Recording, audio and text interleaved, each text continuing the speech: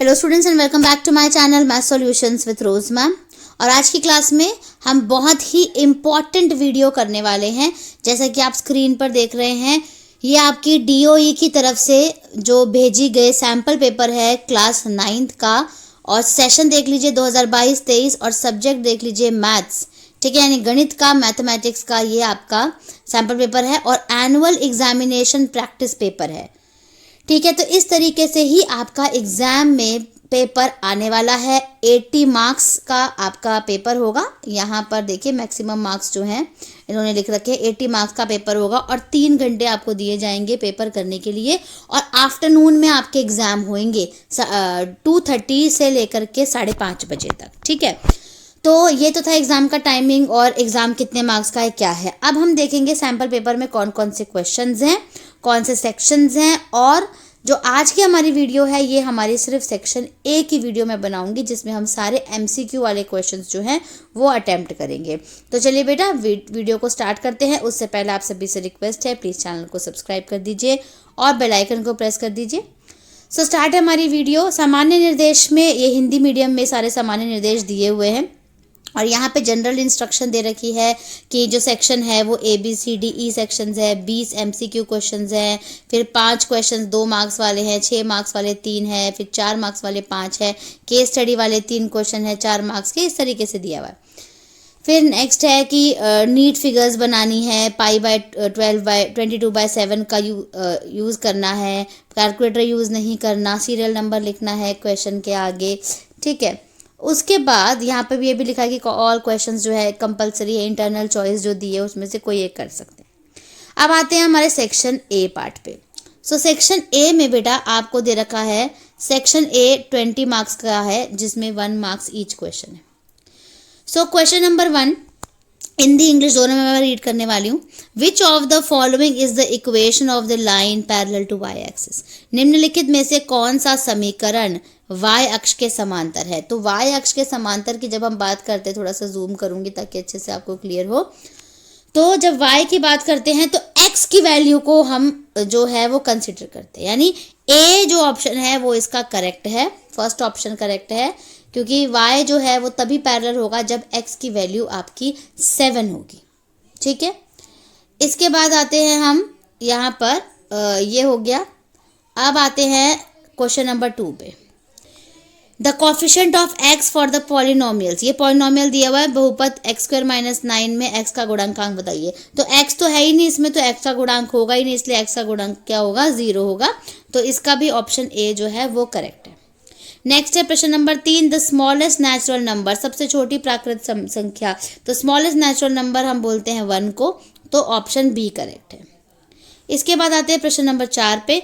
If equals are added to equals the whole are equal according to Euclid this statement is. यदि बराबरों को बराबरों में जोड़ा जाए तो पूर्ण भी बराबर होते हैं, यह कथन यूक्लिड के अनुसार क्या है। तो ये एक्सियम है अभिग्रहित, यानी ये 6th एक्सियम है, तो ऑप्शन डी करेक्ट है। इसके बाद क्वेश्चन नंबर 5 में, दी गई आकृति में कोण x का मान ज्ञात कीजिए। इन the given figure the value of angle x is. Angle x निकालना बेटा, थोड़ा सा इसको जूम करूं और ताकि आपको अच्छे से समझ आए। अब देखिए इसमें करना क्या है, ये लीनियर पेयर है, रैखिक युग्म है, तो 5x + 4x is equal to क्या होगा, 180 होगा। दोनों को प्लस करोगे 9x इज इक्वल टू 180 और x की वैल्यू आ जाएगी आपकी 180/9 और कट करोगे तो कितनी आ जाएगी, 20 डिग्री आ जाएगी। तो x की वैल्यू निकालनी थी, कितनी आ गई, 20 डिग्री आ गई, यानी ऑप्शन सी जो है वो करेक्ट है आपका। अब आते हैं क्वेश्चन नंबर 6 पे। क्वेश्चन नंबर 6 है, the point whose ordinate is y। वह बिंदु जिसकी कोटि 4 है and which lies on y axis, और जो y अक्ष पर स्थित है। तो ऑर्डिनेट क्या होता है, y के पॉइंट होते हैं। तो इसमें क्या होगा, क्वेश्चन नंबर 6 में y 4 होगा और x क्या होगा, 0। तो ऑप्शन बी करेक्ट है। क्वेश्चन नंबर 7 देखिए। 7th में दे रखा है, the zero of the polynomial x + 4, यानी बहुपद x + 4 का शून्य ज्ञात कीजिए। तो शून्य ज्ञात करने के लिए जो पॉलिनोमियल दे रखा होता है उसको इज इक्वल टू 0 रखते हैं। तो x की वैल्यू क्या हो गई, -4। तो यानी ए ऑप्शन जो है वो इसका करेक्ट है क्वेश्चन नंबर 7 का। अब आते हैं हम क्वेश्चन नंबर 8 पे। अब क्वेश्चन नंबर 8 को थोड़ा सा सॉल्व करना है तो हम सॉल्व कर लेंगे, ज़्यादा मुश्किल नहीं, आसान है।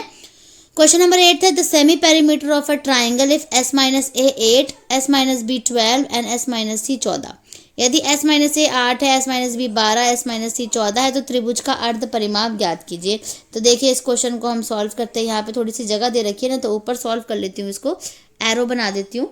सॉल्व किस तरीके से करना है, फॉर्मूला जो होता है वो s is equal to A plus B plus C upon में 2 होता है सेमी पेरीमीटर का। अब अगर हम s माइनस ए 8 की बात इज इक्वल टू 8 की बात करें तो यहाँ से a की वैल्यू जो निकलेगी वो s माइनस 8 निकल जाएगी, ठीक है। और ऐसे ही s माइनस बी जो 12 है तो b की वैल्यू जो है वो s माइनस 12 निकल जाएगी। और ऐसे ही c की वैल्यू जो है वो s माइनस 14 निकल जाएगी, जो कि यहाँ दे रखी है। अब इन सबको a प्लस बी की जगह रख देंगे, c की जगह रख देंगे। a की जगह हमने रख दिया s minus 8 plus s minus 12 plus s minus 14 upon में 2 इज इक्वल टू s, ठीक है। अब एक बार इरेजर से इसको मैं रब कर देती हूँ यहाँ पे, ठीक है। तो अब देखिए हुआ क्या, ये 2s हो गया, ये मल्टीप्लाई होकर के, और s कितने हो गए, 3s हो गए, और ये 14 और ये 12 26, 26 और 8 34 हो गए। तो इधर आके माइनस 3s जो है वो 2s माइनस 3s हो जाएगा इज इक्वल टू माइनस 34, और माइनस 1s माइनस करोगे तो माइनस 1s बचेगा, माइनस 34, माइनस से माइनस कट गया तो s क्या आ गया, 34 आ गया। तो देखिए s 34 है या नहीं, बी ऑप्शन करेक्ट है, s 34। क्वेश्चन नंबर 9 देखिए, in triangle P Q R, तो एक ट्राइंगल पी क्यू आर बना लीजिए, ठीक है। तो P इधर आ गया, Q आ गया, R आ गया, ठीक है। अब PQ बराबर PR दे रखा है, PQ PR के बराबर है, और PQR 30 डिग्री दे रखा है, ये 30 डिग्री है बेटा। आपको ये निकालना है ये वाला। तो जब ये जो त्रिभुज है ये आइसोसेलेस त्रिभुज है, समद्विबाहु त्रिभुज है, तो दोनों कोण बराबर होंगे, यानी Q बराबर R होगा। तो अगर Q 30 है तो R भी 30 होगा, तो इसका बी ऑप्शन जो है वो करेक्ट है। अब आते हैं क्वेश्चन नंबर 10 में। क्वेश्चन नंबर 10 में आपको दे रखा है if P point, Q point, R, S and T are plotted on the graph paper then the points in the fourth quadrant में क्या पॉइंट होगा। यानी ये P, Q, R, S जो पॉइंट दे रखा है, T दे रखा है, ग्राफ पेपर पर निरूपित किया जाता है, तो चौथे चतुर्थांश में कौन सा बिंदु आएगा। तो देखिए अगर हम ग्राफ की बात करें बेटा, तो ये फर्स्ट क्वाड्रेंट होता है, सब मानेंगे, ये सेकेंड होता है, ये थर्ड होता है, ये फोर्थ होता है। फर्स्ट वाले में दोनों प्लस होते हैं, सेकंड वाले में माइनस प्लस होता है, थर्ड वाले में माइनस माइनस होता है, और फोर्थ वाले में प्लस माइनस होता है, ठीक है। तो ये आ गया -1 और 1, -1 और 1 कहाँ आएगा, इधर आ जाएगा, तो P इधर आ गया। 3 और -4 कहाँ आएगा, इधर आ जाएगा, तो Q इधर आ गया। R 1 और -1 ये भी इधर ही आ गया R। फिर S -2 -3 S आ गया इधर। T -4 + 4 तो T यहाँ पे आ गया। अब फोर्थ क्वाड्रेंट कौन सा है, ये इसमें कौन से पॉइंट है, Q एंड R, तो इसका सही ऑप्शन है Q and R। Option B जो है वो करेक्ट है। अब आते हैं हम क्वेश्चन नंबर 11 पे। 11 पे दे रखा है in figure AB and CD are 2 equal chords. तो फिगर देखिए, फिगर में AB, ये AB और जो CD है वो 2 इक्वल कॉर्ड्स हैं, ठीक है। Of a circle with centre O दे रखा है, ठीक है। आकृति में AB और CD केंद्र O वाले वृत्त की 2 बराबर जीवाएं हैं। OP and OQ are perpendicular on chords. तो OP देखिए ये रहा OP, और OQ जो है वो परपेंडिकुलर है कॉर्ड्स पे, जो कॉर्ड्स AB और CD है ना, इसके ऊपर ये हमने परपेंडिकुलर बना दिया। आगे बढ़ते हैं। AB एंड CD रिस्पेक्टिवली, यानी OP एंड OQ क्रमशः जीवाओं AB और CD पर लंब है। अब POQ अगर 140 है, तो मैं एक बार फिगर पे चलती हूँ वापस। जो अंदर वाला जो एंगल है ये वाला, ये 140 है अगर, तो आपको APQ ये वाला, APQ ये वाला एंगल और ये वाला एंगल CQP ये निकालना है। तो देखिए इसको चलिए सॉल्व करते हैं। किस तरीके से सॉल्व करेंगे, इसके लिए मुझे फिगर को थोड़ा सा बड़ा करना पड़ेगा, ताकि मैं फिगर में से आपको अच्छे से समझा पाऊँ कि क्या है। तो फिगर को देखिए मैंने यहाँ बड़ा कर दिया है। अब अगर हम फिगर पे आए तो हम देखेंगे ये वाला बेटा, ये पूरा क्या है, 90 है, ये भी पूरा 90 डिग्री है, और ये वाला है 140 डिग्री, ठीक है।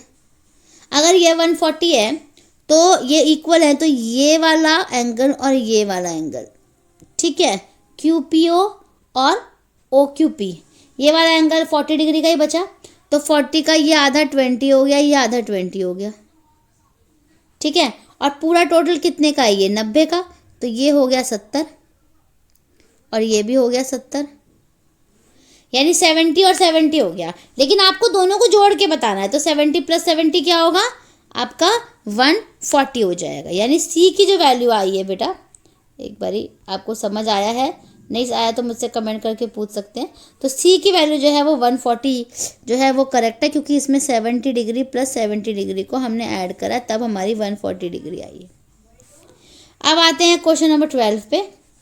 12 में आपको दे रखा है √6 और √8 का मान निकालिए, द वैल्यू ऑफ √6 एंड √8। तो √6 को हम √2 × 3 कर सकते हैं, ठीक है, और √8 को हम 2√2 कर सकते हैं, ठीक है।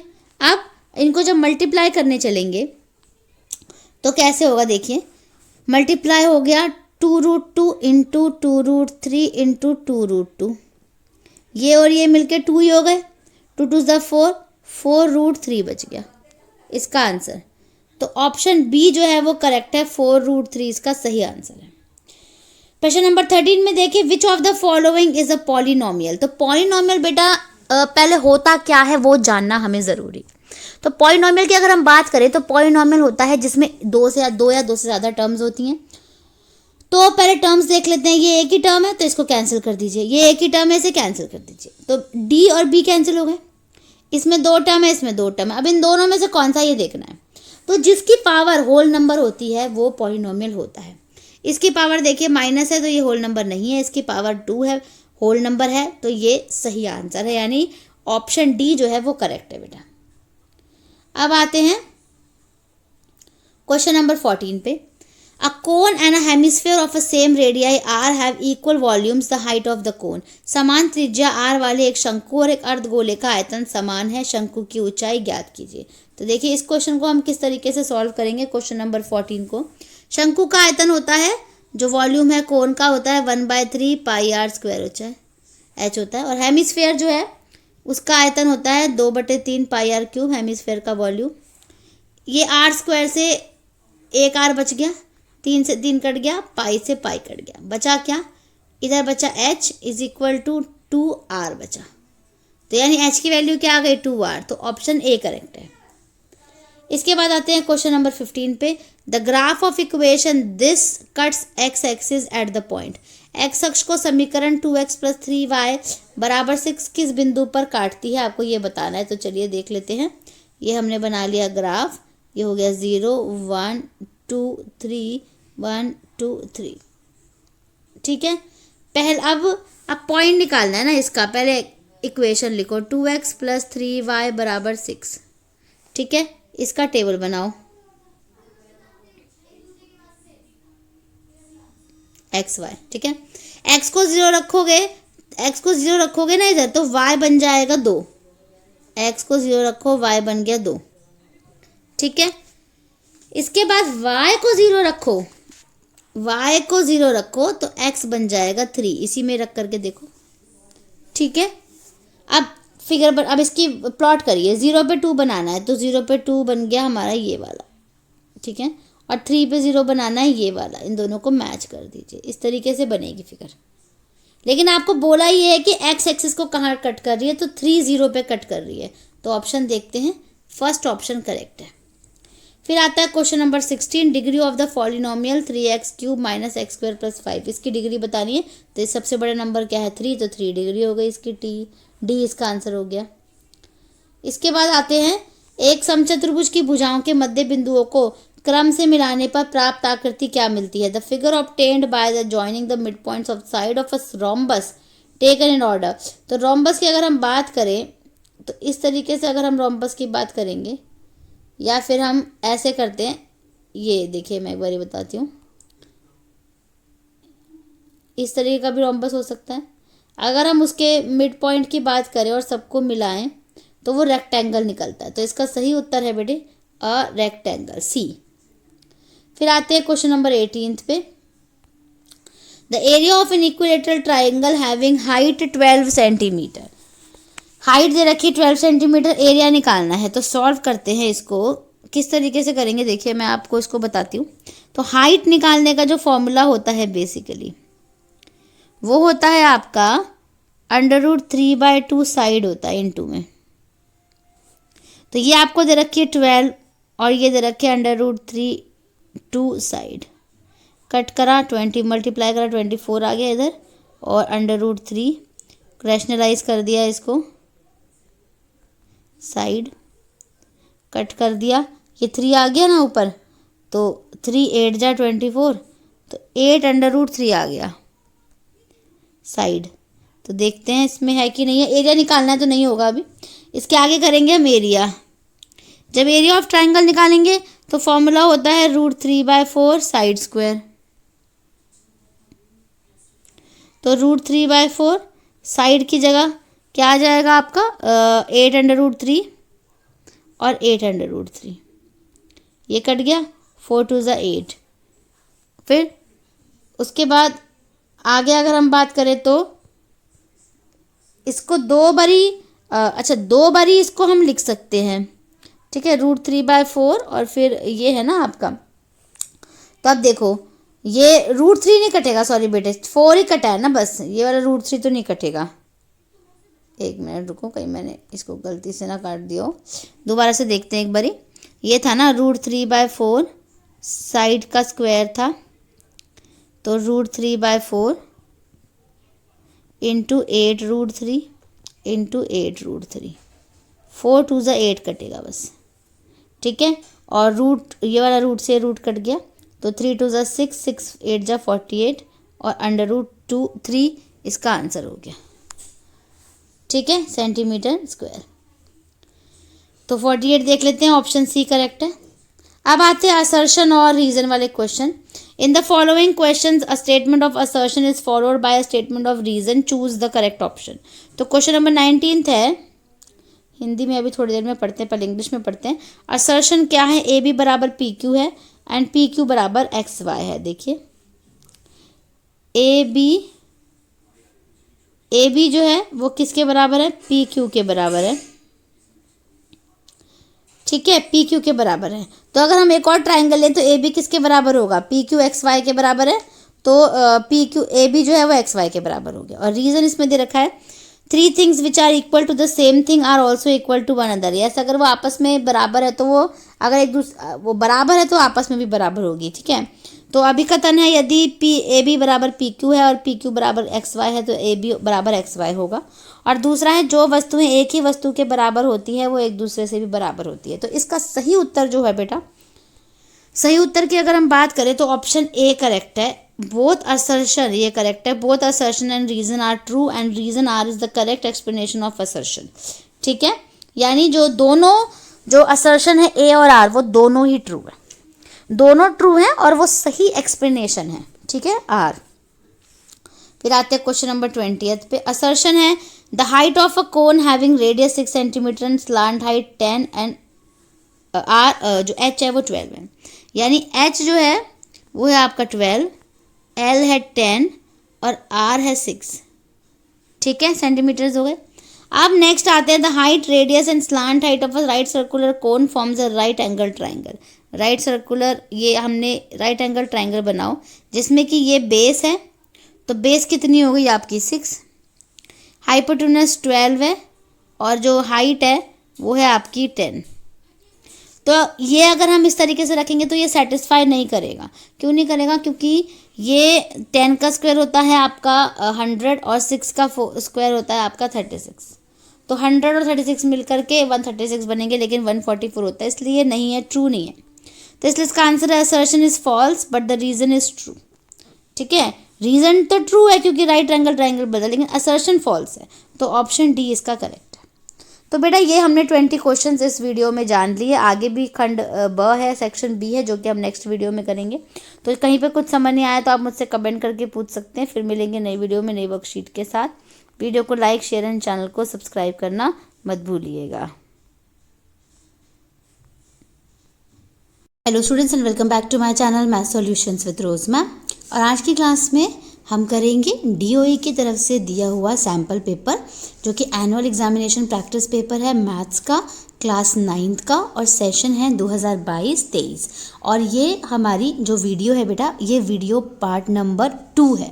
ठीक है, तो पार्ट 2 वीडियो है ये, जिसमें आज हम सेक्शन बी के सारे जो क्वेश्चंस हैं वो सॉल्व करेंगे। सेक्शन ए वाली जो वीडियो है वो ऑलरेडी मैंने अपलोड कर रखी है, जो पार्ट 1 है, तो आप पहले उसको सॉल्व करिएगा, उसमें से नोट डाउन करिए क्वेश्चंस, और उसके बाद इसे कंटिन्यू करना है। ठीक है, तो चलिए स्टार्ट करते हैं हमारा सेक्शन बी। उससे पहले आप सभी से रिक्वेस्ट है, जिन बच्चों ने चैनल सब्सक्राइब नहीं किया है वो सभी चैनल को सब्सक्राइब कर दीजिए और बेल आइकन को प्रेस कर दीजिए। सेक्शन बी आता है यानी खंड ब, और खंड ब में 5 प्रश्न हैं, जिनमें प्रत्येक प्रश्न 2 मार्क्स का है, यानी जो 2 मार्क्स ईच 5 क्वेश्चंस हैं। तो पहला क्वेश्चन है 21, ABCD इज अ पैरेललोग्राम, यानी ABCD एक समांतर चतुर्भुज है जिसमें एंगल ADC 105 का है, and side AB is produce two point E, और भुजा AB को बिंदु E तक बढ़ाया गया है। As shown in the figure find the value of x plus Y, जैसा कि आकृति में दिखाया गया है x प्लस वाई का मान ज्ञात कीजिए। तो आपको ये x और y फाइंड आउट करोगे, फिर दोनों को प्लस करके इसकी वैल्यू जो है वो आप निकालोगे। तो चलिए इसको सॉल्व करते हैं हम। यहाँ पर थोड़ा सा स्पेस सही है, मैं यहाँ पे इसको सॉल्व करके आपको दिखाती हूँ। ये वाला क्वेश्चन है ये। तो एंगल ADC, यानी ये वाला जो एंगल है बेटे, plus angle DCB is equal to 180 हो जाएगा। क्यों हो जाएगा? क्योंकि पैरेललोग्राम है, तो ये दोनों जो एंगल्स जो होते हैं वो दोनों मिलकर के 180 के होते हैं। तो ये वाला 105 का है, प्लस DCB आपको नहीं पता 180। ठीक है, तो DCB की क्या है आपका y है ना, तो आप y लिख सकते हैं यहाँ पे, तो y लिख दीजिए। y की वैल्यू 180 माइनस 105 हो जाएगी, 105 डिग्री, और y की वैल्यू क्या आ जाएगी? अगर आप माइनस करते हो 180 में से 105 को माइनस करते हो तो 75 डिग्री आ जाएगी, यानी y हो गया आपका, ये y जो है वो आपका 75 डिग्री का हो गया। अब आपको x निकालना है, तो x भी आपका 75 डिग्री का होगा। क्यों होगा? मैं यहाँ पे आगे सॉल्यूशन लिख रही हूँ। Angle x is equal to angle y is equal to 75 degree हो जाएगा, क्योंकि ऑल्टरनेट इंटीरियर एंगल है। ऑल्टरनेट इंटीरियर एंगल यानी एकांतर कोण है, एकांतर कोण है ना। ठीक है, यानी इधर वाला एक एंगल और एक इधर वाला। तो अब दोनों को प्लस करेंगे, जब हम x प्लस वाई करेंगे तो क्या निकलेगा? x कितना हो गया? 75, y भी हो गया 75, तो वैल्यू कितनी आ जाएगी हमारी? 150 आ जाएगी। तो 150 हमारा फाइनल आंसर है इस वाले क्वेश्चन का। ठीक है, अब आगे चलते हैं इसके ऑल्टरनेट वाले क्वेश्चन में। इसमें चॉइस दे रखी है, देखिए, और फिगर दे रखी है। In the given figure ABCD is a square, then find the value of x। दी गई आकृति में यदि ABCD एक वर्ग है तो x का मान ज्ञात कीजिए। तो ये फिगर दे रखी है, ये सारे 90 डिग्री के एंगल हो गए, क्योंकि वर्ग है यानी स्क्वायर है बेटा। अगर 90 डिग्री का एंगल है, ये थोड़ा सा जूम करती हूँ इसको, 90 डिग्री का एंगल है ये पूरा, तो हाफ 45 हो गया। तो सॉल्यूशन मैं आपको बताती हूँ, तो ये वाला 45 डिग्री हो गया और ये भी 45 डिग्री हो गया। ठीक है, अब ये पूरा क्या होता है? लीनियर पेयर होता है। ठीक है, यानी ये पूरा का पूरा रैखिक युग्म है 180 डिग्री का। तो आप यहाँ पे लिखेंगे, मैं आपको बताऊंगी कि जो आप एंगल DOC लिख रहे हो, DOC जो है प्लस DOX की अगर हम बात करें तो नहीं, COX ये हो जाएगा आपका 180 हो जाएगा, जिसमें ये 105 है। तो COX का जो COX O वाला एंगल जो है ये आपको नहीं पता, तो ये आप COX ही रखिए, इसे 180 करिए। तो COX जो है वो आपका निकल जाएगा 180 माइनस 105 कितना हो गया? 75 डिग्री हो गया, यानी ये वाला जो एंगल है 75 निकल गया। अब 45 plus 75 plus x is equal to 180, क्योंकि तीनों जो कोणों का युग्म है वो 180 डिग्री का होता है। इन दोनों को प्लस करिए, इन दोनों को प्लस करेंगे कितना आएगा 120 आ जाएगा, plus x is equal to 180, और x की वैल्यू आप निकाल लीजिए 180 माइनस 120, तो कितना आएगा 60 डिग्री। तो यानी x की वैल्यू जो है वो आपकी कितनी निकल गई 60 डिग्री निकल गई। ठीक है, तो ये वाला क्वेश्चन भी हमने सॉल्व कर लिया। अब हम आगे चलते हैं क्वेश्चन नंबर 22 पे। क्वेश्चन नंबर 22 में आपको ये दिया हुआ है, if two lines intersect each other then prove that the vertically opposite angles are equal. यदि दो रेखाएं परस्पर प्रतिच्छेद करती हैं तो सिद्ध कीजिए कि शीर्षाभिमुख कोण बराबर होते हैं। तो चलिए हम इस क्वेश्चन को सॉल्व कर लेते हैं वाइट बोर्ड पर। तो चलिए बेटा हम क्वेश्चन नंबर 22 सॉल्व करते हैं। मैंने आपको कहा था कि हम इसमें वाइट बोर्ड पे करेंगे। तो क्वेश्चन नंबर 22 का सॉल्यूशन है, पहले बनाएंगे फिगर हमने इस तरीके से बना ली। दो लाइंस बनानी है जो आपस में कट कर रही हैं। तो ये हो गया आपका ए बी और ये हो गया सी और डी, और ये जो कट कर रहा है इसका नाम हो गया ओ। ठीक है, अब हम इस क्वेश्चन की अगर बात करें तो इस क्वेश्चन में एंगल AOC देखो एक बारी, AOC ये वाला एंगल देखो, AOC प्लस एंगल AOD जो है ये वाला, तो दोनों मिलकर के क्या बना रहे हैं लीनियर पेयर, यानी रैखिक युग्म बना रहे हैं। तो ब्रैकेट में आप यहाँ और तो दोनों कितने के होंगे 180 डिग्री के होंगे। अब ब्रैकेट में आप लिख दोगे लीनियर पेयर या फिर रैखिक युग्म। ठीक है, हिंदी में लिख दीजिएगा पूरा। फिर अब दूसरा देखिए, दूसरा वाला एंगल AOD देखो ये वाला, प्लस एंगल BOD देखो, ये 180 डिग्री का हो गया ये वाला, क्योंकि ये भी रैखिक युग्म है, लीनियर पेयर है ये दोनों भी। तो ये भी ब्रैकेट में आप लिख दीजिए लीनियर पेयर रैखिक युग्म लिख दीजिए। अब दोनों को 180 है तो दोनों को ऐड कर लो, AOC इक्वल टू रख सकते हो ना AOD is equal to AOD angle AOD plus angle BOD, same है, कट गया तो बचा क्या AOC बराबर किसके BOD के। तो हमें देखो AOC यानी ये वाला जो है ये वाला बराबर BOD के ये वाला, ये और ये यानी 1 और 2 ये दोनों बराबर है, हमारा प्रूफ हो गया। तो हमें यही प्रूफ करना था कि वर्टिकली ऑपोजिट एंगल्स जो हैं वो इक्वल हैं जब दो लाइंस आपस में एक दूसरे को कट करती हैं, यानी शीर्षाभिमुख कोण।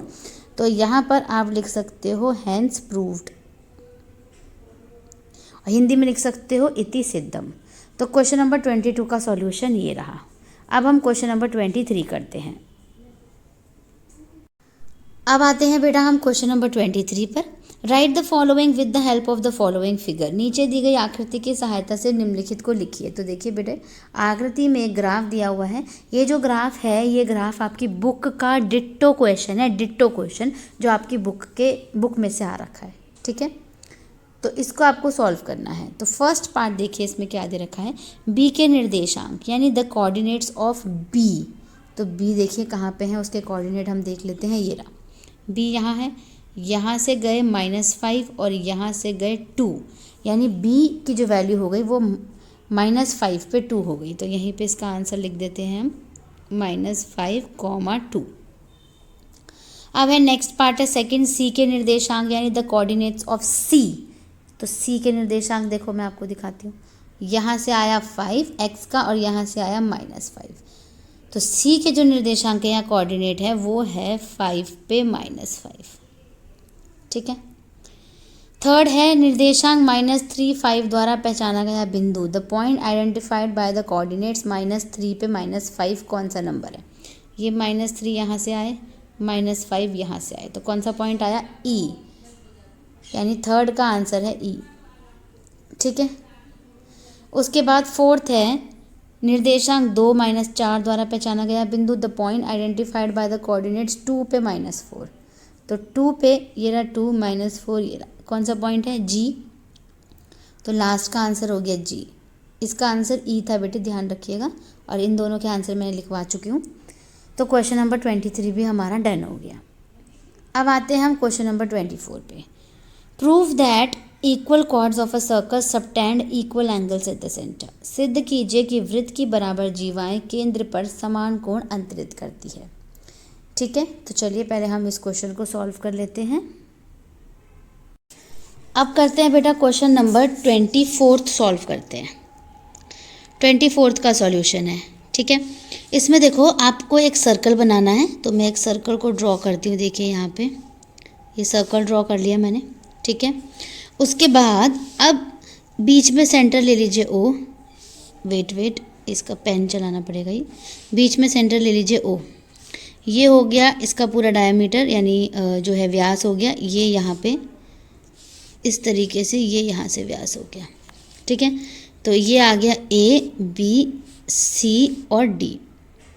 ठीक है, ए बी और सी डी को मिला दिया क्योंकि ये वृत्त की जीवाएं हैं यानी कॉर्ड्स हैं और दोनों बराबर है, ये दिया हुआ है। ठीक है, प्रूव क्या करना है, ए ओ बी यानी ये वाला एंगल और सी ओ डी बराबर है, ये प्रूव करना है। ठीक है, तो सॉल्यूशन में हम लिखेंगे 2 ट्राइंगल ले लेते हैं। ट्राइंगल ए ओ बी ले लो, एंड एन की जगह और लिख लेंगे हिंदी मीडियम वाले बच्चे, और सी ओ डी ले लो। ठीक है, अब दोनों ट्राइंगल ले लिए ये वाले। इसमें ओ ए बराबर ओ सी होगा क्योंकि ये रेडियस है, रेडियाई है, यानी 2 हैं तो रेडियाई लिखेंगे हम। त्रिज्याएं हैं, हिंदी में लिख लीजिए, त्रिज्याएं हैं इसलिए बराबर है। ऐसे ही ओ बी बराबर ओ डी है क्योंकि ये भी रेडियस है, त्रिज्याएं हैं। ठीक है, और ए बी बराबर सी डी जो है वो गिवन है यानी दिया है, गिवन है यानी दिया है। ठीक है, तो ये दोनों सर्वांग हो गए त्रिभुज ए ओ बी सर्वांग सम त्रिभुज सी ओ डी। किस समरूपता से, किस सर्वांग समता नियम से, एस एस एस। ठीक है, तो जब ये एस एस एस बराबर है तो मैं यहाँ पे लिख देती हूँ, तो एंगल ए ओ बी किसके बराबर हो गया, एंगल सी ओ डी के। कैसे, सी पी सी टी से, corresponding part of corresponding triangles. S S S rule है, भुजा भुजा भुजा, हिंदी में लिख दीजिएगा भुजा भुजा भुजा, इधर आ जाएगा भुजा भुजा भुजा। ठीक है, तो सी पी सी टी से ये प्रूफ हो गया। तो इस तरीके से इस क्वेश्चन को बेसिकली आपको करना था। तो क्वेश्चन नंबर 24 भी हमारा डन। अब इसका ऑप्शन वाला क्वेश्चन हम करते हैं।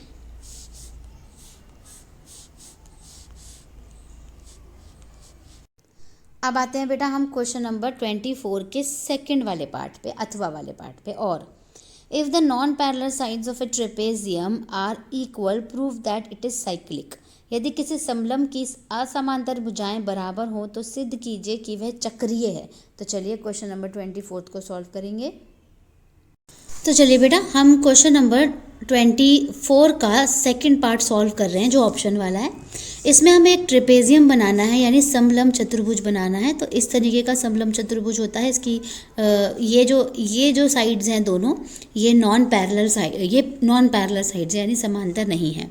तो हमने यहाँ रख दिया ए बी सी और डी। ठीक है, फिर अब हमें क्या करना है, यहाँ से इसके ऊपर एक लंब खींचिए यानी एक परपेंडिकुलर ड्रॉ कर दीजिए, इसका नाम ई दे दीजिए। सी से भी एक ड्रॉ करिए, इसका नाम एफ दे दीजिए। ठीक है, अब सॉल्यूशन में आपको ट्रायंगल ए डी ई और जो ट्रायंगल है सी बी सी एफ, ठीक है, इसको हमें कॉन्ग्रुएंट प्रूफ करना है यानी सर्वांग सम। तो एंगल ई बराबर एंगल एफ हो जाएगा क्योंकि ये 90 डिग्री का है। ठीक है, ये देखिए ये 90 डिग्री का एंगल है। तो ये हमने जो है वो क्योंकि जो डी ई है वो परपेंडिकुलर है किस पर, ए बी पर। ठीक है, और जो सी एफ है वो है परपेंडिकुलर किस पे, बी ए पर, इसलिए ये 90 डिग्री है। फिर ए डी बराबर बी सी दिया हुआ है, ये गिवन है यानी ये दिया हुआ है, तो हमने इसको लिख दिया दिया है। ठीक है, फिर उसके बाद डी ई जो है वो बराबर है सी एफ के। क्यों, ये जो डी ई है ना ये वाली लाइन और सी एफ वाली ये लाइन बराबर है क्योंकि ये जो पैरेलल लाइंस होती है ना, ये वाली पैरेलल लाइंस है ना, ये इन दोनों के बीच का जो डिस्टेंस होता है वो इक्वल होता है। ठीक है, तो इसलिए ये ट्राइंगल जो है ADE सर्वांगसम यानी आपका कॉन्ग्रेंट हो गया किसके साथ, BCF के साथ। रूल कौन सा लगा, 90 डिग्री है इसलिए RHS कॉन्ग्रेंसी रूल लग गया। ठीक है, तो अब आप एंगल DAE किसके इक्वल हो गया, CBF के CPCT से। ठीक है, CPCT से प्रूफ हो गया। तो एंगल A बराबर एंगल B हो गया यहाँ से। ठीक है, इसके बाद आगे देखते हैं हम। इसके बाद इसी में ही angle A plus angle D लेंगे अगर आप फिगर में, तो वो 180 डिग्री होगा, क्योंकि जो इंटीरियर एंगल्स होते हैं ना सेम साइड के, वो 180 के होते हैं। और ऐसे ही एंगल B और D जो है वो भी 180 का होगा। ठीक है, तो हम आगे ये लिख सकते हैं कि इसीलिए जो ABCD जो आपका ट्रेपेजियम है, ठीक है, उसमें जो ऑपोजिट एंगल है वो 80 डिग्री के होते हैं। Sum of one pair of opposite angles, angle is 180। ठीक है, सो देयरफॉर ABCD जो है वो कैसा निकल गया, साइक्लिक यानी चक्रीय चतुर्भुज निकल गया, साइक्लिक क्वाड्रिलेटरल। ठीक है, यानी चक्रीय चतुर्भुज है। और यहाँ पे हम लिख सकते हैं कि एक कोणों का युग्म जो है, ठीक है, आमने सामने जो कोणों के युग्म हैं वो 180 डिग्री के होते हैं। ये ABCD में दे रखा है। ठीक है, और ये चक्रीय चतुर्भुज इससे प्रूफ हो गया। अब चलते हैं नेक्स्ट क्वेश्चन पे। अब करेंगे बेटा हम क्वेश्चन नंबर 25, जो हमारे सेक्शन B का लास्ट क्वेश्चन है। Find the value of this, यानी इसका मान ज्ञात कीजिए। तो चलिए इसको सॉल्व कर लेते हैं। इसमें जो फॉर्मूला लगेगा वो आपका लगेगा A² माइनस B² वाली आइडेंटिटी लगेगी, जो होती है A माइनस B और A प्लस B। तो ये फॉर्मूला आपको याद रखना है बेसिकली। अब हम सॉल्व करेंगे। तो A हो गया हमारा ये, B हो गया ये। ठीक है, तो 351 का स्क्वायर माइनस 350 का स्क्वायर। ठीक है, क्या होगा, एक बार इसको माइनस में रख दीजिए और एक बार ही आप इसको प्लस में रख दीजिए, प्लस 350। ठीक है, माइनस में करेंगे तो 1 आंसर आ जाएगा और प्लस में करेंगे तो 701 आ जाएगा और मल्टीप्लाई करेंगे तो 701 आ जाएगा इसका आंसर। ठीक है, तो ये बहुत आसान क्वेश्चन था, 2 नंबर का, सिंपल था। तो इसी के साथ हमारा जो खंड ब है सेक्शन B कंप्लीट हो गया। अब हम सेक्शन C की वीडियो में बनाऊंगी और अपलोड करूंगी, तो फिर आप सेक्शन C को कंटिन्यू करिएगा इसके बाद। सो इसको आपको अपनी क्लास वर्क कॉपी में करना है, सारे क्वेश्चंस को ध्यान से देना है, और अगर कहीं कोई डाउट है तो मुझसे कमेंट करके पूछ सकते हैं। सो मेरे वीडियो को लाइक, शेयर एंड चैनल को सब्सक्राइब करना मत भूलिएगा। फिर मिलेंगे हम एक नए टॉपिक और एक नए वीडियो के साथ। Thank you students. Hello students and welcome back to my channel math solutions with Rose ma'am. और आज की क्लास में हम जो हमारी वीडियो है ये DOE की तरफ से दिया गया क्लास 9th का मैथ्स का एनुअल प्रैक्टिस पेपर हम डिस्कस कर रहे हैं। ऑलरेडी पार्ट 1 और पार्ट 2 की मैं वीडियो अपलोड कर चुकी हूँ। आज की वीडियो जो है वो हमारी पार्ट 3 वीडियो है, जिसमें हम सेक्शन C जो है उसको डिस्कस करेंगे, उसके ऊपर ये वीडियो बनाई है। तो बेटे आपने सेक्शन सेक्शन B लिख दिया मैंने यहाँ पर, ये सेक्शन C हो जाएगा।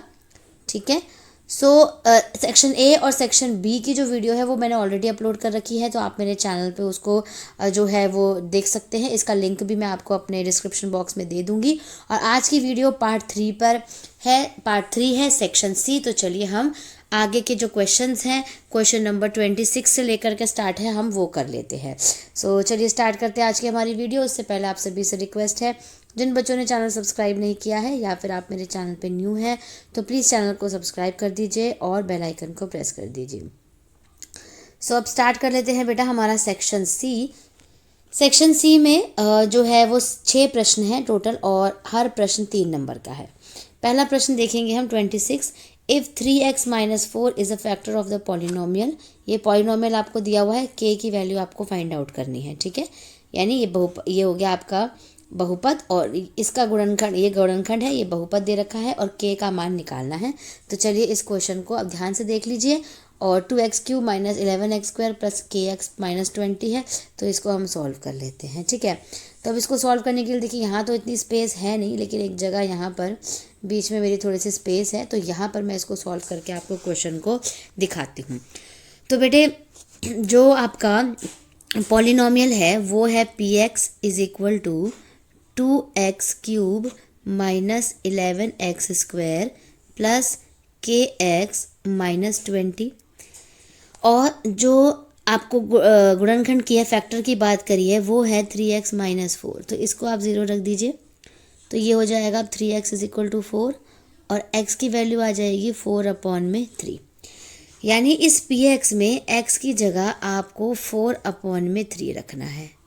Cube minus 11 4/3 square plus k 4/3 minus 20।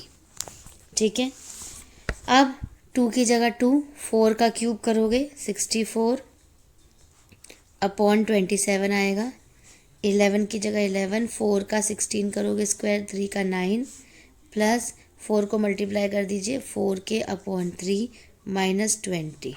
ठीक है, इज इक्वल टू 0 लेकर के चल दीजिए। फिर यहाँ पे अब सॉल्व कर रहे हो आप, तो देखिए ये हो गया आपका मल्टीप्लाई करा 128/27 minus 176/9 plus 4k/3 minus 20 is equal to 0। कुछ नहीं है तो इसके आगे हम 1 लगा देते हैं। ठीक है, अब इसके आगे से सॉल्व करते हैं।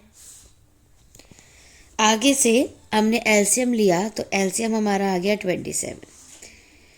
फिर पूरा एलसीएम करके हम सॉल्व करेंगे 128 528 प्लस 36k बचेगा माइनस 540 इज इक्वल टू क्या चल रहा है 0।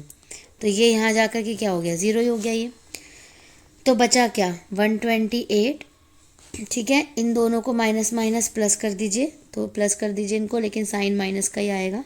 36 प्लस का है, इधर जाके माइनस 36k हो जाएगा। इन दोनों को माइनस करेंगे तो माइनस 940 आएगा और माइनस 36k, माइनस से माइनस कट जाएगा। 940/36 इज इक्वल टू k की वैल्यू आपको निकालनी है। 4 से कट करेंगे, 4 9 36, और इसको कट करेंगे तो ये आ जाएगा 235/9। तो आपका जो आंसर है फाइनल वो है k की वैल्यू आपकी निकल गई 235/9। ये आपकी फाइनल वैल्यू है बेटा। ठीक है, अब चलते हैं क्वेश्चन नंबर 27 पे, क्योंकि वो मैं स्पेस के लिए वहाँ पर आई थी। Find the value of x, x की वैल्यू फाइंड आउट करनी है, ये आपको क्वेश्चन दिया हुआ है। तो चलिए इसमें हम x की वैल्यू फाइंड कर लेते हैं। तो हम वहीं पे चलते हैं वापस से उसी स्पेस पे। 27 का सॉल्यूशन है। ठीक है, तो क्वेश्चन जो है वो है आपका 4 ब्रैकेट 2x माइनस 1 माइनस 16 की power x minus 1 is equal to 384। ये आपका क्वेश्चन है। फिर आप 4, इसको तो आप सेम रख लो 2x माइनस 1, इसको आप 4 की स्क्वायर कर दो, 4 की स्क्वायर कर दो, और बाहर जो है वो x माइनस 1 आ गया। 384 अभी ऐसे ही छोड़ दो। फिर उसके बाद आप क्या करोगे 4, ये आप सेम लिखोगे 2x माइनस 1, और इसको आप मल्टीप्लाई कर दोगे, तो ये आ जाएगा आपका 2x माइनस 2 आ जाएगा, बराबर 384 आ गया। अब आप क्या करेंगे, इसको जो है वो अगर अपॉन की हम बात करें तो ये माइनस में है, तो माइनस में पावर जब होती है तो डिवाइड होता है। तो 4/2x कर दो और 4/1 माइनस 4/2x और 4/2 इज इक्वल टू 384 आ गया ये। ठीक है, क्योंकि इसको इस तरीके से लिखा जाएगा और इसको इस तरीके से लिखा जाएगा। इसके बाद हमें क्या करना है, इन दोनों में से 4/2x कॉमन ले लेना है। जब आप 4/2x कॉमन लोगे तो अंदर बचेगा 1/4 माइनस 1/16 बचेगा और 384 आ जाएगा। अब एलसीएम लो, 4/2x, इसका एलसीएम ले लो 16, ये आ गया 4 माइनस 1 384 आ गया ये, ठीक है, 384 आ गया। अब आगे सॉल्व कर लो, 16 इधर मल्टीप्लाई हो जाएगा, ये 3 नीचे आ जाएगा, 4 2x is equal to 384 into 16/3 cut करोगे आ जाएगा 128, ठीक है। उसके बाद 128 को क्या हम 4 2x 128 को हम 64 गुणा 2 लिख सकते हैं, बिल्कुल लिख सकते हैं, 16 की जगह 16। अब 4 की पावर 2x, 64 क्या हो सकता है, 4 की पावर 3 हो सकता है, 2 को हम 4 की पावर हाफ कर सकते हैं, उसका मतलब 2 होता है बेटे, और इसको हम 4 की पावर 2 कर सकते हैं, 4 स्क्वायर। अब सब में देखो ये हो गया 4 2x और इधर सब में 4 कॉमन है, तो 4 और पावर सबकी प्लस हो जाएगी 3 प्लस हाफ प्लस 2। जब पावर प्लस करी सॉल्व करा तो 4 2x इज इक्वल टू 4 की पावर हाफ आ जाएगा, 4 से 4 कट जाएगा, तो आपके पास आया 2x is equal to half नहीं है ये 11 है, सॉरी 11 है बेटे, 11/2 और x की वैल्यू जो है वो 11/2 2 ज़ा 4 आ जाएगी, तो x की वैल्यू आपकी निकल गई 11/4, ठीक है। ये क्वेश्चन डन। इसके बाद 27 में ही हम सेकंड वाला पार्ट करेंगे, ये वाला, ठीक है। इसमें जो है वो x की वैल्यू फाइंड आउट करनी है, तो इसको मैं थोड़ा सा यहीं पे करके दिखा देती हूँ। ये लिखा हुआ है ना 25, और तो हम इसको हम 5 की पावर कर दो, 5 की पावर 2 और ब्रैकेट में 2x minus 3 is equal to 5 की पावर 2x प्लस 3 हो गया। अब मल्टीप्लाई कर दो इसको इससे, तो ये हो जाएगा 5। अच्छा, अब अगर लेकिन 5 कॉमन हो गया तो हम 5 को कट भी कर सकते बेटे, कट कर दो इसको, तो यहाँ पे आ गया 2x माइनस 3 और यहाँ आ गया 2x प्लस 3। सॉल्व करो, 2 2 ज़ा 4x माइनस 2 3 ज़ा 6, 2x प्लस 3, ये हो गया 4x minus 2x is equal to 3 plus 6 हो गया, 4x में से 2x गया 2x और ये हो गया 9, तो x की वैल्यू जो है वो आपकी निकल गई 9/2, तो ये क्वेश्चन सॉल्व हो गया। अब आते हैं हम क्वेश्चन नंबर 28 में। In figure triangle PQR, angle PQR ये वाला एंगल और PRQ ये वाला एंगल इक्वल है। प्रूव करना है आपको कि ये वाला एंगल PQS और ये वाला एंगल, ये भी प्रूफ है आपको, ये जो है वो प्रूफ करना है। तो चलिए इसको सॉल्व कर लेते हैं, यहीं पे सॉल्व कर लेते हैं, काफ़ी स्पेस है, तो सॉल्यूशन लिखते हैं इसका 28 का, ठीक है। तो हम क्या करते हैं, अंदर वाले को ना बेटा आप x मान लो, यानी एंगल PQR को आप x मान लो, और जो PRQ है इसको भी x मान लो, क्योंकि दोनों इक्वल है ना, तो PRQ को भी आपने x मान लिया। क्यों? क्योंकि दोनों जो है वो इक्वल है।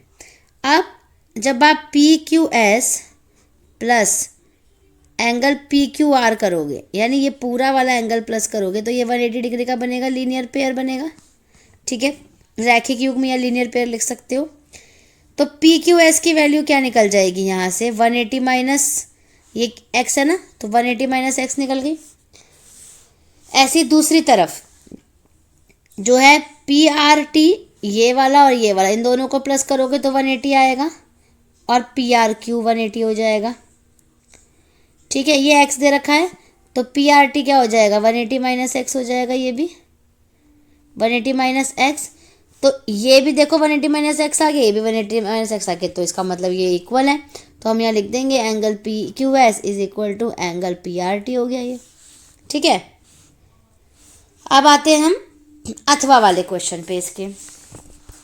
अब अथवा वाले में देखिए आपके पास क्वेश्चन दे रखा है, फिगर दे रखी है, AB पैरेलल है, AB जो है पैरेलल समांतर है CD के और EF के भी। फिर PQ जो है, ये जो लाइन है PQ, ये जो है वो RS के, ठीक है, RS के जो है वो आपकी पैरेलल है, समांतर है। ये वाला 25 डिग्री का एंगल दे रखा है, ये 60 डिग्री का दे रखा है। आपको QRS ये वाला निकालना है पूरा, ठीक है, और RQP ये वाला निकालना है पूरा, ठीक है। चलिए सॉल्व करते हैं इसको, ये भी यहीं पे सॉल्व कर दूँ, काफ़ी स्पेस यहाँ पे दिख रही है, थोड़ा सा डिलीट कर करके रब कर करके करेंगे। तो AB जो है बेटे वो है पैरेलल CD के और पैरेलल है EF के, और जो PQ है वो है पैरेलल RS के, हमने ये लिख दिया पहले। फिर और क्या दे रखा है, RQD जो है वो दे रखा है 25 डिग्री, और CQP जो है वो हमें दे रखा है 60 डिग्री। ठीक है, सो QRA जो है वो हमारा 25 डिग्री का हो जाता है। देखिए QRA ये वाला एंगल, ये भी 25 है तो ये भी 25 हो जाएगा, क्योंकि ऑल्टरनेट इंटीरियर एंगल है, ऑल्टरनेट इंटीरियर एंगल एकांतर कोण है। फिर आ जाओ SRB पे, SRB जो है वो 60 डिग्री का हो जाएगा आपका, SRB ये वाला 60 डिग्री का हो जाएगा। ठीक है, उसके बाद आगे लिखते हैं हम एंगल ARS प्लस SRB जो है वो 180 डिग्री के होंगे मिला करके। देखो ARS यानी ये पूरा 180 डिग्री का होगा, लीनियर पेयर होगा। तो अगर हमें ARS की वैल्यू निकालनी है तो 180 में से 60 माइनस कर देंगे, क्योंकि SRB की कितनी निकली है 60 ना, तो 180 में से 60 माइनस कर दिया आपने तो कितना निकल गया 120 डिग्री। तो यानी ARS जो है वो आपका निकल गया 120 डिग्री बेटा, ये वाला 120 हो गया और ये हो गया 60 180। अब QRS निकालना है, ये पूरा निकालना है। ठीक है, तो अब देखो ज़रा QRS और ये 125 ये 25 दे रखा है और ये 120 निकल गया, दोनों को प्लस कर दो, ये 120 है और ये 25 है तो दोनों को प्लस कर दो। तो आप यहाँ पे लिखोगे QRS जो आपको निकालना है वो हो गया 120 डिग्री प्लस 25 डिग्री, वो हो गया हमारा 145 डिग्री। ठीक है, अब हमें RQP निकालना है, ये बचा है तो इसके लिए सॉल्व करते हैं। चलिए CQR एंगल जो है और RQD है जो, ठीक है, वो 180 का बन जाएगा। कैसे, CQR ये वाला, RQD ये पूरा 180 का बन जाएगा। ठीक है, तो अगर ये 25 है तो ये वाला निकाल सकते हैं हम, 155 का निकल जाएगा। कैसे निकालेंगे देखो मैं बताती हूँ। यहाँ से CQR निकालो, RQD दे रखा है आपको 25 ना, तो 180 में से 25 माइनस कर दो, 155 का निकल गया। ठीक है, अब पूरा निकालना है, ये 60 दे रखा है तो ये हमारा आराम से निकल सकता है अगर हम 155 को पूरे को प्लस करें तो। ठीक है, क्योंकि ये पूरा बताना है तो चलिए 155 पूरा और ये वाला प्लस कर देते हैं। तो आपको निकालना है क्या है, R Q और P निकालना है। ठीक है, R Q और P ये पूरा निकालना है। ठीक है, तो अभी हमने क्या निकाला है, CQR निकाला है ना, ये निकालना है ना, ये निकाला है ना 155 का। अब हमें निकालना है RQP है ना, ये पूरा निकालना है। तो 155 को और 60 को प्लस कर दो, तो यहाँ पे लिखो RQP is equal to 60 degree plus 155, add कर दो 215 निकल गई। ठीक है जी, चलो अब नेक्स्ट क्वेश्चन करते हैं। Question number 29, the following table shows the run scored in a one day international cricket match. निम्नलिखित तालिका एक दिवसीय अंतर्राष्ट्रीय क्रिकेट मैच में बनाए गए रनों को दर्शाती है। ओवर दे रखे हैं, रन दे रखे हैं, आयत चित्र बनाना है, और अगर हम हिंदी में इंग्लिश में बात करें तो हिस्टोग्राम बनाना है। तो चलिए इसको सॉल्व कर लेते हैं, यहीं पे बना के दिखा देती हूँ किस तरीके से बनेगा। देखिए यहाँ पर आप नीचे की तरफ एक्स लाइन जो है उसको आप ओवर ले लीजिए, और जो वाई वाली एक्सिस है उसको आप रन्स ले लीजिए। ठीक है, अब ये हो गया 0 आपका, ये हो गया 10 20 30 40 और 50। ठीक है जी, इसके बाद पहला वाला बेटा बनाना है 0 से 10 लेके 42। 7 का टेबल बना लो इधर, 1 2 3 4 5 6 7 8 9। 7 1 ज़ा 7, 7 2 ज़ा 14, 7 3 ज़ा 21, 7 4 ज़ा 28, 7 5 ज़ा 35, 7 6 ज़ा 42, 7 7 ज़ा 49, 7 8 ज़ा 56, 7 9 ज़ा 63। ठीक है, पहला 42 बनाना है, दूसरा कलर चूज़ करूँ इसमें तो ज़्यादा आपको समझ आएगा। 42 बनाना है तो 0 से लेके 10 तक में 42 आ गया, ये यहाँ पे 42 लिख दो। फिर 56 बनाना है तो 56 पे चले गए, 10 से लेके 20 पे 56 आ गया बेटे। फिर आ गया 20 से लेके 30 में 35, ये रहा। ठीक है, तो ये आ गया आपका 35। इसके बाद 30 से लेके 40 तक में 60 बनाना है, तो 63 से थोड़ा सा कम रखेंगे। ये बिल्कुल ना बराबर इसके साथ चलना होता है, थोड़ा सा कम रखेंगे। ये हो गया आपका 60, और लास्ट आपको 40 बनाना है तो 42 से हल्का सा कम रखेंगे। ये हो गया आपका 40। इस तरीके से आपको आयत चित्र यानी हिस्टोग्राम बनाना है, तो ये बना लीजिएगा। ग्राफ पे बनाएंगे तो ज़्यादा समझ में आएगा अच्छे तरीके से। अब चलते हैं नेक्स्ट क्वेश्चन पे, question number 30। PQRS is a rectangle and ABCD and are the midpoints of the sides PQ, QR, RS and SP respectively। ठीक है, यानी PQRS एक आयत है और ABCD जो है वो क्रमशः भुजाओं PQ, QRS और SP के मध्य बिंदु है। एक आयत बना लिया, ठीक है, जो है आपका PQRS है, और जो ABCD है वो मध्य बिंदु है। ये A हो गया, B हो गया, C हो गया, D हो गया। अब इसको जब आप मिला रहे हो तो आपको ये प्रूव करना है कि जो ABCD है ना ये एक समचतुर्भुज है, यानी रोम्बस प्रूव करना है। तो चलिए हम इस क्वेश्चन को सॉल्व कर लेते हैं। सो चलिए बेटा स्टार्ट करते हैं हमारा क्वेश्चन। अब इसमें आपको ये बोल रखा है कि आपको एक आयत बनाना है PQRS, ठीक है, यानी रेक्टेंगल बनाना है। तो पहले तो फिगर बना लेते हैं। इस तरीके का ये आयत हो गया आपका, ये हो गया PQRS, ठीक है जी। उसके बाद आपको मिड पॉइंट लेना है, ये हो गया A, B, C और D, और चारों को मिला देना है। और जो ये फिगर बनी है ना, ये बीच वाली फिगर ABCD, ये प्रूव करना है आपको कि ये समचतुर्भुज यानी रोम्बस है। तो सबसे पहले तो आप गिवन लिख दीजिए कि आपको दे क्या क्या रखा है, यानी दिया है ना। गिवन को हिंदी में हम बोलेंगे दिया है, दे क्या क्या रखा है। तो आप इसमें लिखिए कि ABCD PQRS जो है आयत है, PQRS जो है वो रेक्टेंगल है, और उसके बाद ABCD जो है वो मिड पॉइंट्स है, ये लिख लीजिए। उसके बाद प्रूव लिखिए। प्रूव में आपको ये प्रूव करना है कि जो ABCD है ना वो रोम्बस है, यानी समचतुर्भुज है। ये प्रूव करना है आपको, ठीक है। अब कंस्ट्रक्शन यानी जो रचना जो आएगी वो आएगी P और R को मिलाना है बेटे आपको, ठीक है। अब सॉल्यूशन में आपको एक ट्राइंगल लेना है। पहले तो सॉल्यूशन जो आ जाएगा इसके बाद ट्राइंगल PQR ले लो, PQR यानी ये वाला ट्राइंगल, ठीक है, ये वाला। इसमें जो A है, A वो मिड पॉइंट है किसका, PQ का, ये लिखना है, मिड पॉइंट यानी मध्य बिंदु। और जो B है वो मिड पॉइंट यानी मध्य बिंदु है किसका, RQ का। तो इसी वजह से AB जो है वो पैरेलल हो गया PR के। अगर पैरेलल है तो AB जो है वो हाफ भी होगा, क्योंकि ये हमारी एक थ्योरम है कि अगर पैरेलल होता है तो वो उसका हाफ भी होता है। तो ये आपकी एक हो गई इक्वेशन नंबर 1, ठीक है। अब दूसरी इक्वेशन करेंगे तो उसमें ट्राइंगल PSR ले लो।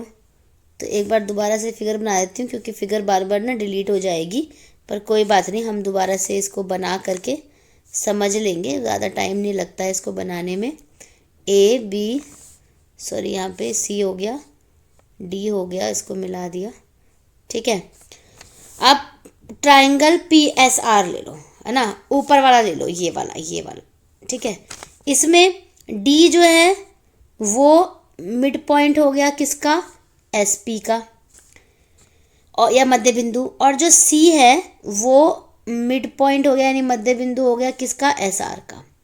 सो DC जो है वो पैरेलल हो गई PR के, और DC जो है वो हाफ ऑफ PR भी हो गई। ये आ गई आपकी इक्वेशन नंबर 2।